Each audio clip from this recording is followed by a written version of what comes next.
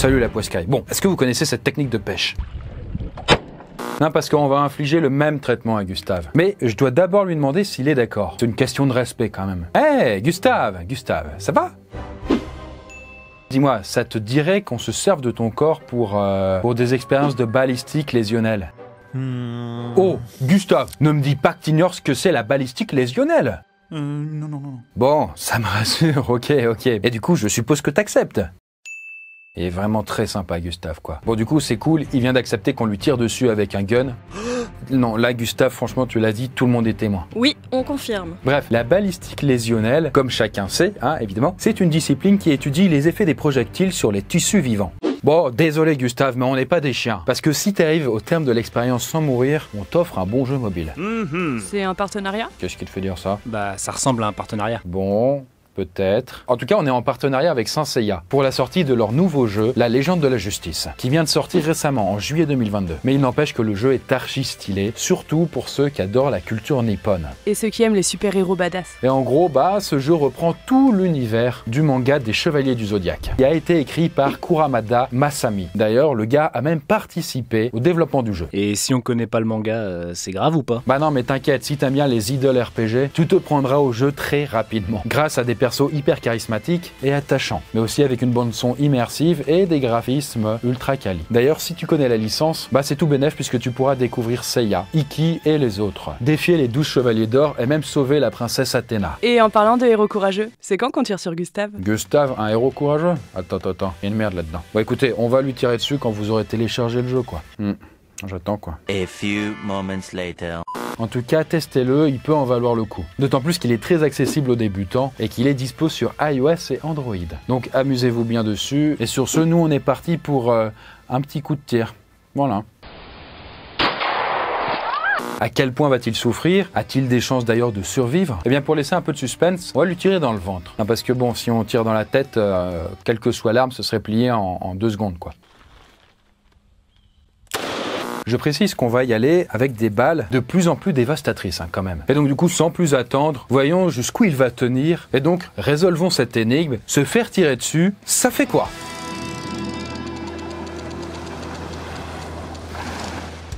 Bon, comme je l'ai dit, on y va crescendo, donc on va se mettre en jambe avec un pistolet à billes. Par contre, on a quand même pris ce qui se fait de plus puissant, quoi. C'est-à-dire un pistolet qui délivre une puissance de 2 joules. Et vous allez voir que même si en théorie ce n'est pas une vraie arme, et qu'on peut l'acheter dans le commerce sans problème, ce n'est pas à mettre entre toutes les mains, néanmoins. Du coup, bon, Gustave, pour les besoins de la science, mets-toi là. Super, ne bouge pas. Ok, Gustave, 3, 2, 1...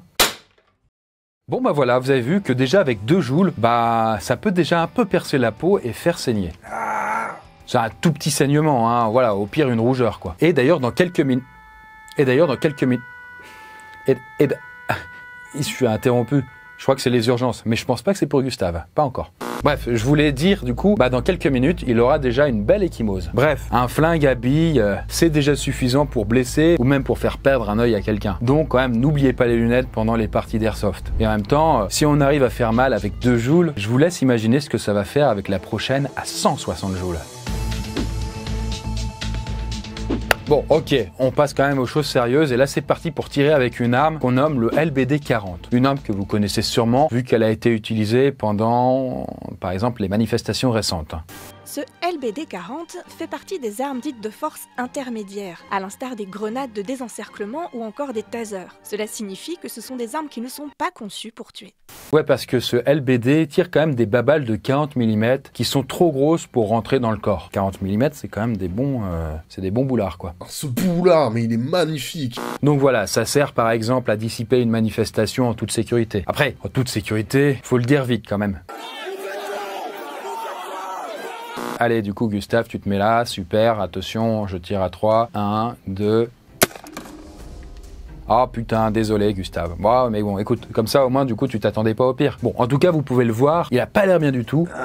En même temps, les balles du LBD ont beau être grosses, elles sont quand même 80 fois plus énergétiques que la bille du pistolet. Et il avait déjà un peu saigné. C'est ça. Et du coup, avec 160 joules, on a minimum ce genre de bleu-là. Ouais, c'est vrai que ça pique un peu, quoi, quand même, j'avoue, c'est une bonne torgnole, quoi, on va dire. Et donc, en fait, à part le projectile de 40 mm, c'est globalement le même fonctionnement que n'importe quelle arme. Ça se fait donc du coup avec une cartouche de poudre qui brûle. D'où la puissance redoutable du bordel. Et c'est pour ça que c'est interdit de tirer dans le visage. Et après, je vous le donne en mille, qu'est-ce qu'ont fait les flics pendant les manifestations des Gilets jaunes? Eh bien, des headshots, on peut le dire. Bon, l'erreur est humaine. Alors peut-être, mais en tout cas, l'erreur a fait perdre l'usage d'un œil à 66 personnes depuis que le LBD est utilisé par les forces de l'ordre. Donc oui, les scènes de guerre avec le manifestant qui tient son œil arraché dans sa main, ça fait un peu désordre. Bah tu vois Chris, je trouve ça vachement bien que tu prennes position contre la violence. Calme-toi, m'envoie pas non plus trop de fleurs, parce que je vais quand même tirer sur Gustave au Beretta dans un instant. Bien, on arrive au moment que vous attendez tous. Oh que oui. Mais avant ça, Gustave, est-ce que ça te dérangerait pas quand même de retirer ton gilet pare-balles? Hein? Bah ouais, attendez, je commence quand même à bien le connaître l'animal. Et donc, dans quelques instants, eh bien, il va goûter à une balle de 9 mm. Et ça, c'est le calibre d'arme de poing le plus utilisé dans le monde. Et donc, mon petit Gustave, est-ce que t'es prêt à recevoir 480 joules dans la gueule? Enfin, dans le bide, en l'occurrence. Eh bien, c'est parti, je vais même pas compter. Alors oui, bon, au début, c'est un peu surprenant, mais il ne se passe rien de notable. C'est parce que c'est que dans les films où les personnages sont projetés en arrière, font des vols planés, font des saltos et compagnie, quand ils reçoivent une balle. Mais il reste debout? Bah écoute, oui, il reste debout. Et encore une fois, c'est faux de penser qu'une balle de 9 mm va suffire pour arrêter quelqu'un net et le faire s'écrouler tout de suite. Sauf si c'est éventuellement dans la tête, bien sûr. Ou peut-être la colonne vertébrale ou les os de la jambe. En réalité, les rescapés de blessures par balle sont nombreux à n'avoir senti qu'un micro-recul. Un peu comme si quelqu'un leur avait tapé un petit peu l'épaule. Une petite pichenette. Et d'ailleurs, la douleur elle-même n'arrive pas toujours directement. Et en vrai, la victime ne se rend parfois même pas compte de la blessure. À part au moment où elle voit tout son sang couler, comme Gustave du coup.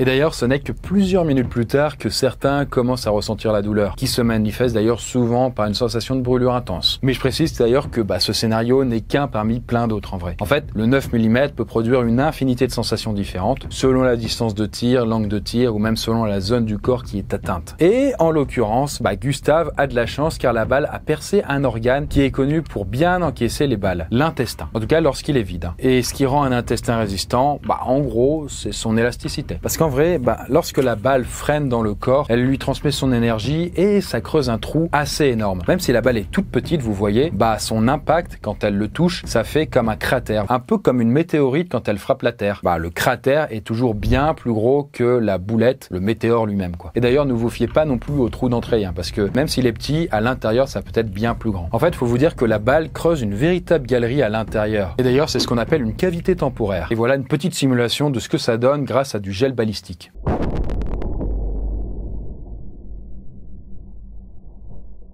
Ah ouais, le trou est énorme! Et c'est pour ça que l'élasticité des organes entre en jeu. Parce que plus l'organe est élastique, plus il peut absorber, encaisser cette déformation et revenir dans sa position initiale, sans trop se déchirer. Ceci dit, l'intestin de Gustave a quand même été perforé et on va l'envoyer à l'hôpital avant qu'il ne perde trop de sang. Car c'est souvent cette fichue hémorragie qui provoque la mort précoce du blessé par balle. Faut lui faire un garrot. Ah putain, toi t'as raté une occasion de te taire. En vrai, le garrot au buste, c'est pas une bonne idée. Il y a quelque chose de beaucoup mieux et c'est la seringue. Mais une seringue révolutionnaire qui injecte des petites éponges dans la plaie. Et le principe en fait là-dedans c'est qu'en se dilatant, ces éponges aident à coaguler très rapidement. C'est un peu le même principe que le tampon hygiénique d'une certaine manière, quoi. Du coup voilà, on va injecter ça à ce petit Gugus et ensuite l'envoyer se faire un peu recoudre, quoi.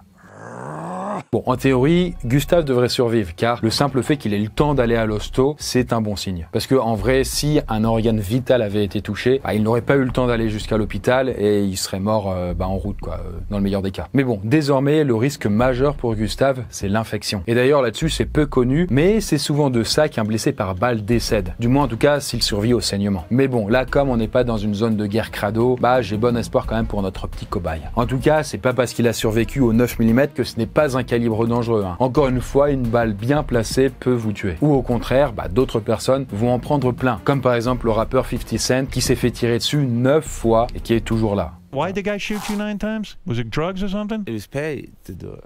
Laissons Gustave se remettre un petit peu parce qu'on n'est pas des monstres et passons à la munition la plus puissante de l'épisode. Bien, messieurs, dames, je vous présente une cartouche de 5,56 autant. Et là, on est sur de la munition très puissante, quoi. Et on passe à du 1740 joules. Et d'ailleurs, contrairement au 9 mm d'avant, qui est globalement une cartouche qu'on trouve dans de nombreux guns, bah, ce 5,56, c'est une munition pour les fusils d'assaut, type FAMAS ou M16. Et qui dit fusil d'assaut, dit canon plus long, et le canon plus long, bah, ça laisse plus de temps à la balle pour accélérer sous la pression des gaz. Et une balle plus rapide fait plus de dégâts? Eh bien oui, tout à fait. C'est d'ailleurs pour ça qu'il ne faut pas se fier à la taille de la cartouche. C'est un peu comme quand vous prenez un vélo dans la gueule à 10 km/h ou à 20 km/h. Bah en vrai, à 20, c'est pas 2 fois plus fort, non, c'est 4 fois plus fort. En fait, la puissance augmente au carré. Donc le moindre soupçon de vitesse en plus, ça démultiplie la puissance. Et là, bah cette balle est bien plus fine que l'autre et pourtant elle est bien plus dangereuse. Mais une image valant 1000 mots. Gustave, allez mon petit gars, en position.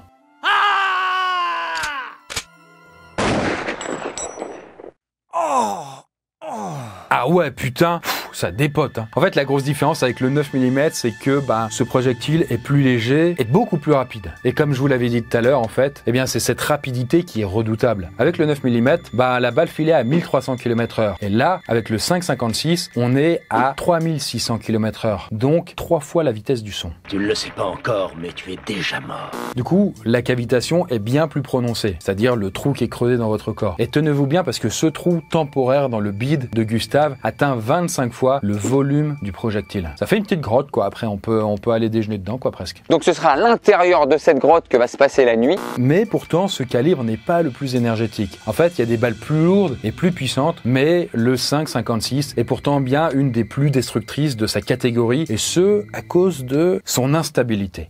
Effectivement, un projectile instable se met à tourner sur lui-même, comme un culbuto dès le premier contact avec le corps. Et c'est cette rotation de la balle qui creuse les tissus et qui détruit tout sur son passage, surtout quand la balle est aussi longue. Et non seulement là, on a une petite munition dévastatrice, mais en plus, bah, je vous le dis là, mais j'ai touché le foie de Gustave. Et ce coup-ci, bah, sa blessure est beaucoup plus critique que celle aux intestins, car le foie, c'est un organe moins élastique.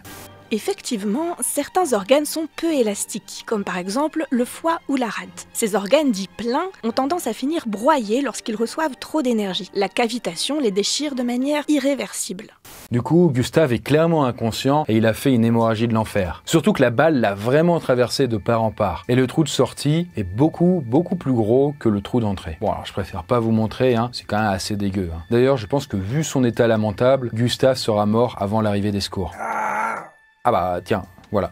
Qu'est-ce que je disais? Ah bah, il est mort. Ouais. Après, je vous rassure, hein, il n'a pas non plus le temps de souffrir. Pas beaucoup, quoi. Parce qu'il a perdu conscience très rapidement, à cause notamment du sang qu'il a perdu. Et là, vous vous dites peut-être que c'est la faute à pas de chance, mais en fait, même si on avait tiré dans sa jambe, bizarrement, ça n'aurait pas été mieux. En fait, ça aurait très bien pu lui éclater une artère et il se serait vidé là aussi de son sang. Mais il y a aussi le cas de figure où ces balles à haute vélocité touchent un os et encore une fois, le résultat est assez terrible, car l'os éclate dans votre corps et ces fragments provoquent des lésions multiples. En vrai, il n'y a pas vraiment de bon endroit où se faire tirer dessus, quoi, j'ai envie de dire. Vous savez, moi je crois pas qu'il y ait de bonnes ou de mauvaises situations. À part peut-être éventuellement les extrémités, comme les mains ou les pieds. Bon, en tout cas, voilà, vous finirez probablement amputé, mais vous ne serez pas mort. Bon, en tout cas, vous l'aurez compris, se faire tirer dessus, ça veut un peu rien dire. En fait, ça dépend de plein de paramètres, comme le diamètre et la longueur de la balle, la quantité de poudre qui la propulse, la longueur aussi du canon, la distance entre l'arme et la cible, l'angle de tir, bref, plein d'aspects. Mais une chose est sûre, ça ne se finit jamais bien. Et les 34 000 Américains qui meurent à cause des armes à feu chaque année en sont quand même témoins. Ceci dit, la France n'est pas non plus hyper clean sur le sujet, puisque quand bien même il y a beaucoup moins de morts qu'aux États-Unis, en l'occurrence ici c'est 1600 morts par balle chaque année, eh bien si on les ramène à la taille du pays, ça ne représente que 4 fois moins de morts par rapport aux États-Unis. Bref, les armes à feu sévissent aussi beaucoup dans l'Hexagone. Sur ce, j'espère que ce sujet vous aura intéressé, peut-être que ça vous aura sensibilisé. En tout cas, eh bien moi je vous souhaite une bonne journée. Ne vous inquiétez pas, d'ailleurs je l'ai pas dit, mais Gustave sera ranimé incessamment sous peu. Et on se dit à bientôt dans une prochaine vidéo. Bye. Et bien voilà, j'espère que la vidéo vous a plu. Je rappelle que du coup, vous pouvez télécharger le jeu La Légende de la Justice. Le lien est en description. Amusez-vous bien dessus et nous, on se retrouve dans une prochaine vidéo. À plus.